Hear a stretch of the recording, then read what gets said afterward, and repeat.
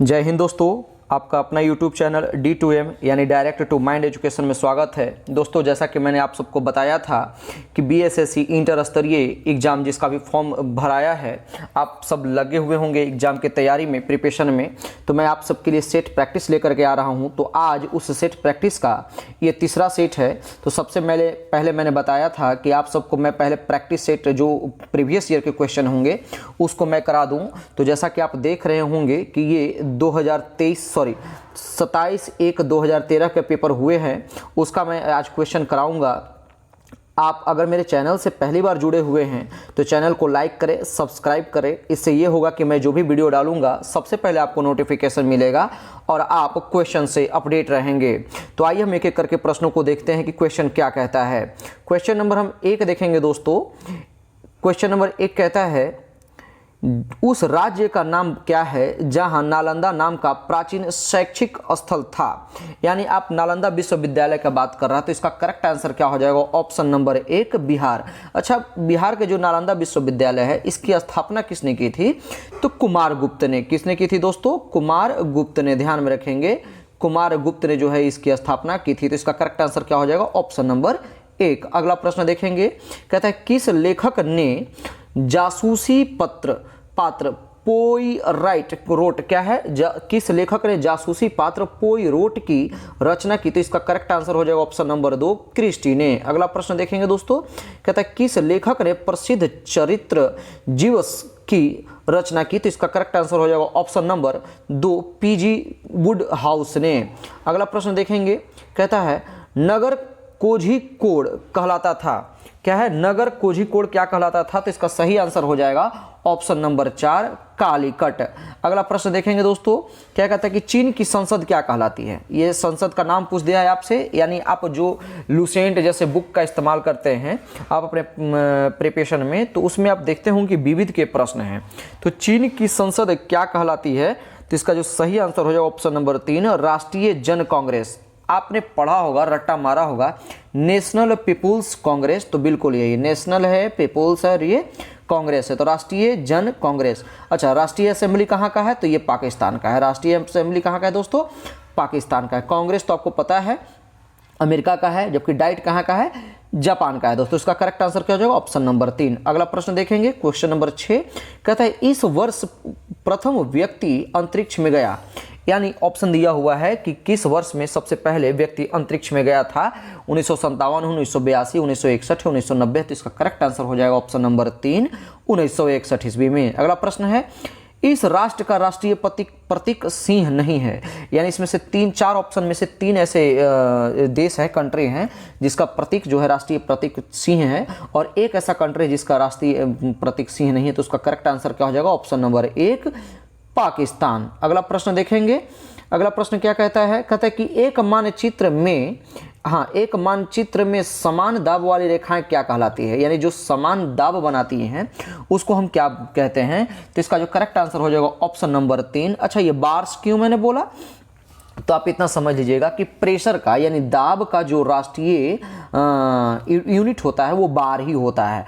तो अगर याद करने का ट्रिक है तो ध्यान में रखेंगे, आइसो मतलब इक्वल है ना, जहां आइसो रहेगा तो समान दाब समान ताप की बात कर लेगा, और बार मतलब दाब पे चले जाना है। तो आइसो बार इसका करेक्ट आंसर हो जाएगा ऑप्शन नंबर 3। अगला प्रश्न देखेंगे, प्रश्न संख्या 9 कहता है कि यह दिवस इक्विनोक्स कहलाता है। यानी कौन सा दिवस है जो इक्विनोक्स कहलाता है? तो इक्वी वर्ड लग गया, इसका मतलब समझना है कि रात की बात की जा रही है, सॉरी इक्वलिटी की बात की जाए। तो करेक्ट आंसर क्या हो जाएगा? 9 का ऑप्शन नंबर 3।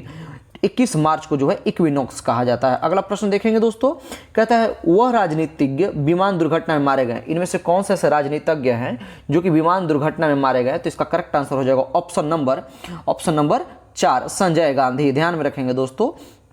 अगला प्रश्न क्या कहता है? Question number 11। क्वेश्चन नंबर ये कहता है कि यह राजनीतिज्ञ कभी दूर संचार विभाग के कार्यवाहक मंत्री नहीं रहे। तो इसका जो सही आंसर हो जाएगा ऑप्शन नंबर 1 ए राजा। अगला प्रश्न देखेंगे, 12 नंबर क्वेश्चन कहता है कि पुलेला गोपीचंद इस खेल से संबंधित रहे हैं। यानी पुलेला गोपीचंद का किस खेल से संबंध रहा है? तो इसका सही आंसर हो जाएगा ऑप्शन नंबर 1 बैडमिंटन। अगला प्रश्न देखेंगे, कहता है यह बुकर पुरस्कार विजेता रही है। इनमें से कौन है जो बुकर पुरस्कार विजेता रही है? तो इसका सही आंसर हो जाएगा ऑप्शन नंबर 2 अरुंधति राय। दोस्तों एक चीज आपने 13-14 क्वेश्चन में आपने एक गेस किया होगा कि कोई भी क्वेश्चन जो है लॉन्ग क्वेश्चन नहीं किया गया है। इसका मतलब जितने भी क्वेश्चन है सिर्फ वन लाइनर क्वेश्चन है। इसका मतलब है कि आप वन लाइनर क्वेश्चन पे भी ज्यादा कुछ खास पढ़ने की जरूरत नहीं है, सिर्फ आप वन लाइनर भी क्वेश्चन पढ़ेंगे तो बात बन जाएगी। लेकिन आपका एग्जाम है, आप प्रिपरेशन करेंगे, आपको सिर्फ एक सीट चाहिए, इसलिए थोड़ा बहुत तो पढ़ना पड़ेगा, लेकिन बहुत ज़्यादा डीपली पढ़ने की ज़रूरत नहीं है, क्योंकि पैटर्न चेंज हो रहे हैं, नए नए स्टूडेंट आ रहे हैं, नए नए कैंडिडेट आ रहे हैं, तो फाइट बढ़ेगी। तो इसका जो करेक्ट आंसर हो जाएगा ऑप्शन नंबर 2। क्वेश्चन नंबर 14 देखेंगे दोस्तों। क्वेश्चन नंबर 14 कहता है कि इन्हें भारत रत्न से सम्मानित किया जा चुका है, यानी इनमें से कौन है जिन्हें भारत रत्न से सम्मानित किया जा चुका है। तो देखिए लता मंगेशकर जो है, सचिन तेंदुलकर, इनको भी दिया जा चुका है, इनको भी दिया जा चुका है, अटल बिहारी वाजपेयी को भी दिया जाता है, जगमोहन डालमिया को भी। तो आप क्या करेंगे कि इसमें से जो है सबको दिया जा चुका है, तो आप एक बार देख लेंगे, ठीक है। इसलिए मैं इसका करेक्ट आंसर आपको नहीं बता पा रहा हूं। अगला प्रश्न है, पंडित जवाहरलाल नेहरू इस समय तक प्रधानमंत्री थे, यानी किस समय तक जो है ये पंडित जवाहरलाल नेहरू प्रधानमंत्री रहे थे। तो इसका करेक्ट आंसर हो जाएगा ऑप्शन नंबर 2, 1964 तक, जो कि सबसे लंबे समय कार्यकाल तक जो है वो प्रधानमंत्री रहे थे। अगला प्रश्न है, भारत का राष्ट्रीय पुष्प कौन है। तो इसका करेक्ट आंसर हो जाएगा ऑप्शन नंबर क्या है 3, कमल। अगला प्रश्न देखेंगे दोस्तों, इधर से बिल्कुल इजी क्वेश्चन पूछा जा रहा है। अगला प्रश्न है कि भारत का राष्ट्रीय कैलेंडर का पहला मास कौन सा हो, यानी शक, भाद्र, Kartik, Chaitra.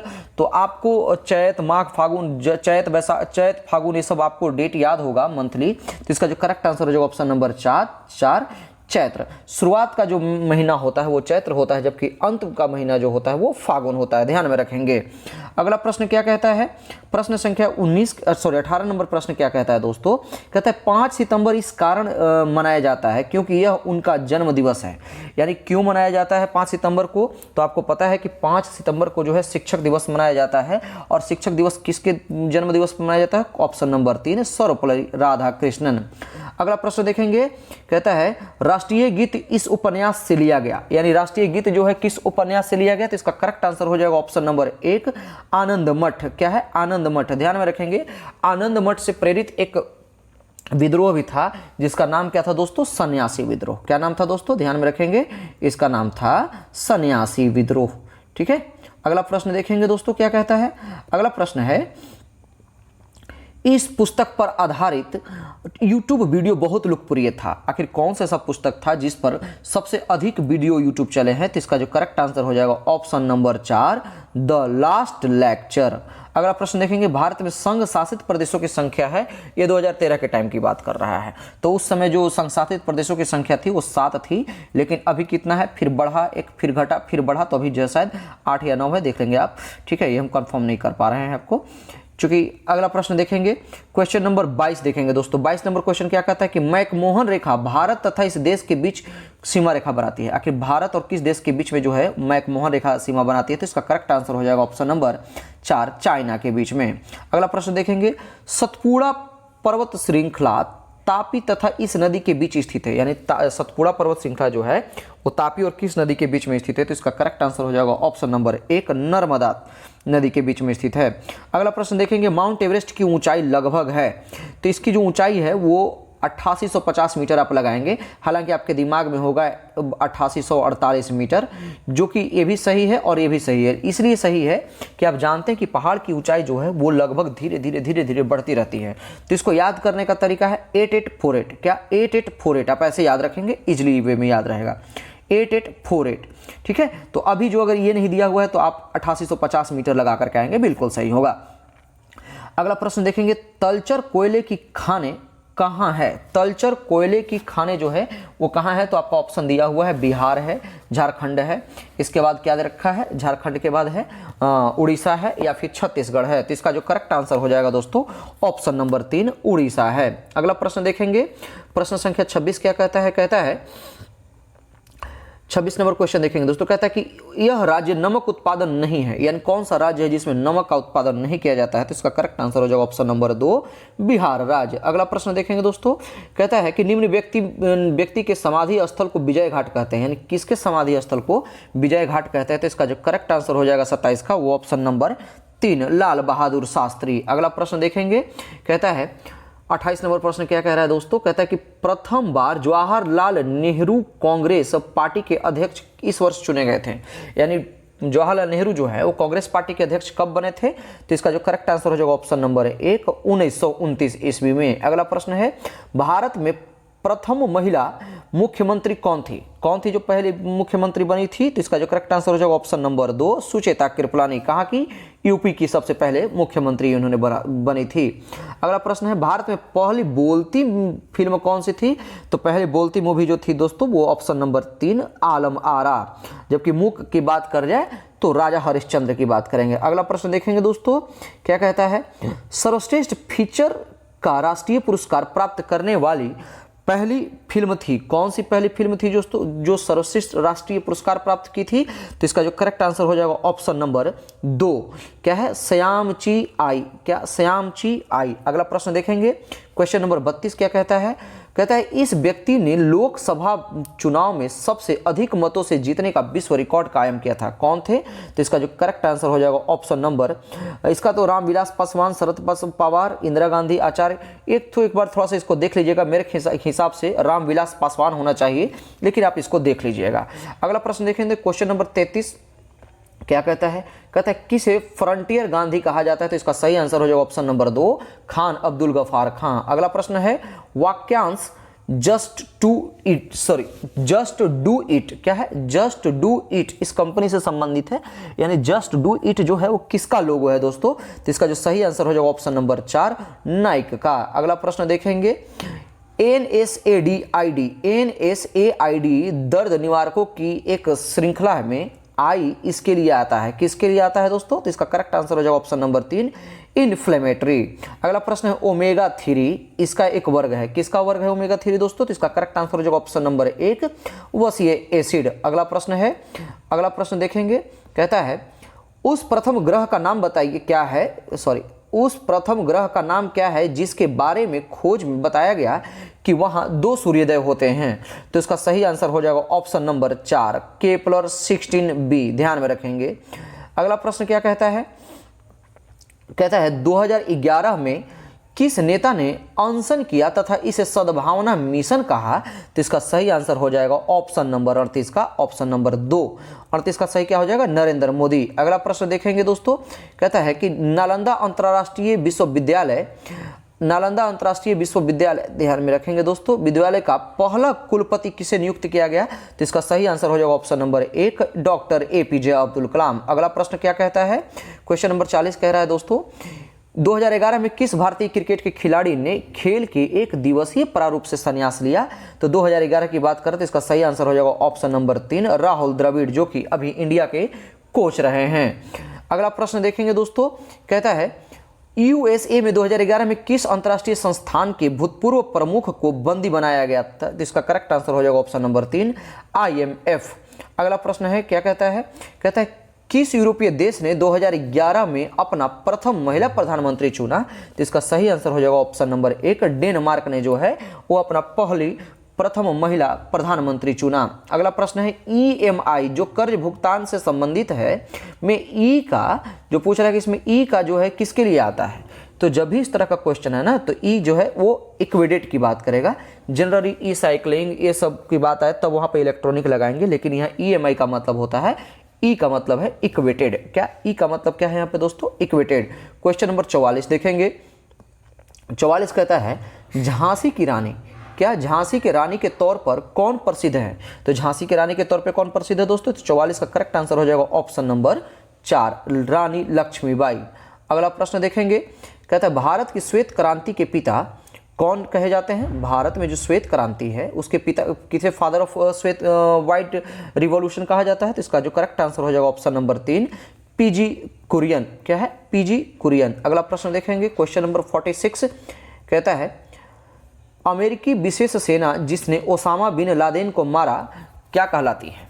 Osama bin Laden को मारा क्या कहलाती है? तो इसका करेक्ट आंसर हो जाएगा 46 का 3 नंबर सील। क्या कहलाती है? सील। 47 नंबर क्वेश्चन देखेंगे, किसने लास्ट सफर क्या है? लास्ट सफर को चित्रित किया? तो इसका सही आंसर हो जाएगा option number 1 Leonardo da Vinci ने।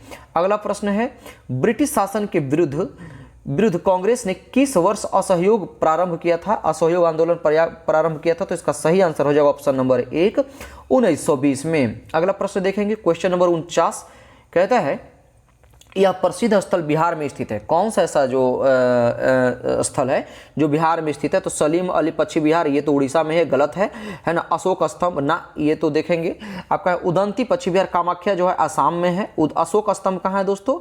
ये यूपी में है, ध्यान में रखेंगे। तो 49 का जो करेक्ट आंसर हो जाएगा, सॉरी अशोक स्तंभ जो है अपना बिहार में है। 50 नंबर का उदंती पक्षी विहार नहीं, ऑप्शन नंबर 2 अशोक स्तंभ जो है बिहार में है दोस्तों, ध्यान में रखिएगा।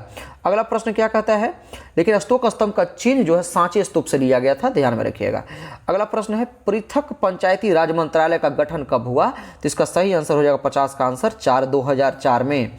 अगला प्रश्न है निम्न में से कौन परमाणु संरचना के सिद्धांतों से संबंधित नहीं था? तो इसका सही आंसर हो जाएगा ऑप्शन नंबर 4 मैडम क्यूरी जो है वो रेडियो एक्टिविटी से संबंधित थे, जबकि परमाणु संरचना से संबंधित इनका संबंध नहीं था। ऑप्शन नंबर इसका 4 करेक्ट आंसर हो जाएगा। क्वेश्चन नंबर 52 देखेंगे, कहते हैं इस धातु के यौगिक कुछ शीशों तथा साबुन दोनों के घटक हैं। तो कौन से इसमें यौगिक है दोस्तों जिसमें दोनों के घटक है? तो इसका जो करेक्ट आंसर हो जाएगा ऑप्शन नंबर 2 पोटेशियम। अगला प्रश्न है कहता है इस तत्व का परमाणु भार मानक रूप में लिया जाता है, यानी किसमें जो तत्व है जो का परमाणु भार जो मानक रूप में लिया जाता है? तो इसका सही आंसर हो जाएगा ऑप्शन नंबर 1 कार्बन। अगला प्रश्न हाइड्रोजन की समस्थानिकों की संख्या कितनी है? तो इसका सही आंसर हो जाएगा ऑप्शन नंबर 2 ऑप्शन नंबर 2 यानी 3 समस्थानिक हैं। अगला प्रश्न देखेंगे क्वेश्चन नंबर 55, कहता है पिच ब्लेंड किसका एक अयस्क है? पिच ब्लेंड किसका एक अयस्क है दोस्तों? तो इसका करेक्ट आंसर हो जाएगा option number 1 pitch blend uranium का अयस्क है। अगला प्रश्न देखेंगे क्वेश्चन नंबर 56, कहता है मिश्र धातु एल्युमिनियम ब्रॉन्ज में उच्चतम अनुपात में उपस्थित तत्व कौन सा है? तो इसका करेक्ट आंसर हो जाएगा ऑप्शन नंबर 3 तांबा। अगला प्रश्न देखेंगे, कहता है अकार्बनिक यौगिकों से संश्लेषित प्रथम कार्बनिक यौगिक कौन था? तो इसका सही आंसर हो जाएगा ऑप्शन नंबर 3 यूरिया। अगला प्रश्न देखेंगे, कहता है कि ऊर्ज अभिक्रिया क्या है? ऊर्ज अभिक्रिया इसे प्राप्त करने हेतु प्रयुक्त होती है, यानी किसे प्राप्त करने के लिए ऊर्ज अभिक्रिया का प्रयोग किया जाता है? तो इसका सही आंसर हो जाएगा ऑप्शन नंबर 1 एल्केन को प्राप्त करने के लिए। अगला प्रश्न देखेंगे क्वेश्चन नंबर 59, कहता है सिरके का पीएच मान लगभग कितना होता है? तो सिरके का पीएच मान कितना होता है? लगभग 3 होता है। अगला प्रश्न देखेंगे दोस्तों, क्या कहता है कि ग्लिसरॉल में प्राथमिक एल्कोहलिक समूहों की संख्या कितनी है? तो इसका सही आंसर हो जाएगा ऑप्शन नंबर 3 2। अगला प्रश्न देखेंगे, कहता है कि प्रकाश संश्लेषण के प्राथमिक उत्पाद कौन है? तो प्रकाश संश्लेषण में ऑप्शन दिया हुआ साइट्रिक एसिड, ग्लूकोज, स्टार्च या फिर माल्टोज। तो इसका जो करेक्ट आंसर हो जाएगा ऑप्शन नंबर 2 प्रकाश संश्लेषण का प्राथमिक उत्पाद जो है दोस्तों वो ग्लूकोज है। अगला प्रश्न क्या कहता है कि निम्न में से कौन अन्य तीनों को समाहित करता है? तो ऑप्शन जरा देखेंगे इसका, कहता है पारितंत्र है, हाँ पारितंत्र है, कम्युनिटी है, आबादी है या फिर प्रजाति है। तो इसका जो करेक्ट आंसर हो जाएगा ऑप्शन नंबर 1 पारितंत्र। अगला प्रश्न है मशरूम क्या है?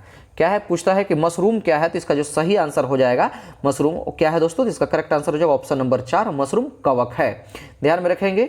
अगला प्रश्न क्या कहता है क्वेश्चन नंबर 64, कहता है यह प्रकंद का एक उदाहरण है। प्रकंद का क्या उदाहरण है? क्वेश्चन नंबर 64 है, ऑप्शन नंबर 3 अदरक प्रकंद का उदाहरण है। अगला प्रश्न है सबसे जोर से बोल सकने वाली जंतु कौन है? तो इसका सही आंसर हो जाएगा ऑप्शन नंबर 2 नीली हवेल। ये जो है अपश्रव्य ध्वनि निकालती है, इस चीज का ध्यान में रखेंगे। अगला प्रश्न क्या कहता है प्रकाश संश्लेषण तथा श्वसन का सामान्य उत्पाद क्या है? तो इसका जो सही आंसर हो जाएगा ऑप्शन नंबर 4 जल। अगला प्रश्न देखेंगे दोस्तों, कहता है यह अंतःस्रावी ग्रंथि का एक उदाहरण है, यानी इनमें से कौन जो है वो अंतःस्रावी ग्रंथि है? तो इसका सही आंसर हो जाएगा ऑप्शन नंबर 3 थायराइड। अगला प्रश्न देखेंगे क्वेश्चन नंबर 68, कौन सा अंग पीत का स्राव करता है? कौन सा अंग है जो निम्नलिखित में से वो पीत का स्राव करता है? तो आपका इसका करेक्ट आंसर हो जाएगा ऑप्शन नंबर 1 लीवर, यानी पीत का स्राव कहां से होता है? लीवर यानी यकृत से। अगला प्रश्न देखेंगे, कहता है रिकॉम्बिनेंट डीएनए टेक्नोलॉजी के विकास के पश्चात ही यह तकनीक संभव हुई। कौन सा तकनीक संभव हुआ? तो इसका जो करेक्ट आंसर हो जाएगा 69 का ऑप्शन नंबर 4 टीकाकरण यानी वैक्सीनेशन। अगला प्रश्न क्या कहता है? कहता है कि निम्न का कारण विषाणु है, यानी इनमें से कौन सा ऐसा रोग है, डिजीज है जो विषाणु के वजह से होता है? तो इसका सही आंसर है ऑप्शन नंबर 3 रैबिज। रैबिज किसके वजह से होता है? जनरली बंदरों के काटने के वजह से जो है वो रैबिज होता है। रैबिज जो है घर में चूहों के वजह से भी रैबिज होता है, ध्यान में रखेंगे। तो एक ऐसा डिजीज है, एक वायरल डिजीज है, ध्यान में रखेंगे। क्वेश्चन नंबर 71 देखेंगे, गति का अध्ययन क्या कहलाता है? गति का अध्ययन क्या कहलाता है? ऑप्शन नंबर 2 काइनेमेटिक्स होता है, ना कि काइनेटिक्स लगाएंगे, ये गलत हो जाएगा। काइनेटिक्स गलत है, काइनेमेटिक्स होता है। एक 12th में एक चैप्टर भी पढ़ना था, इस चीज को ध्यान में रखेंगे। काइनेमेटिक्स इसका करेक्ट आंसर है।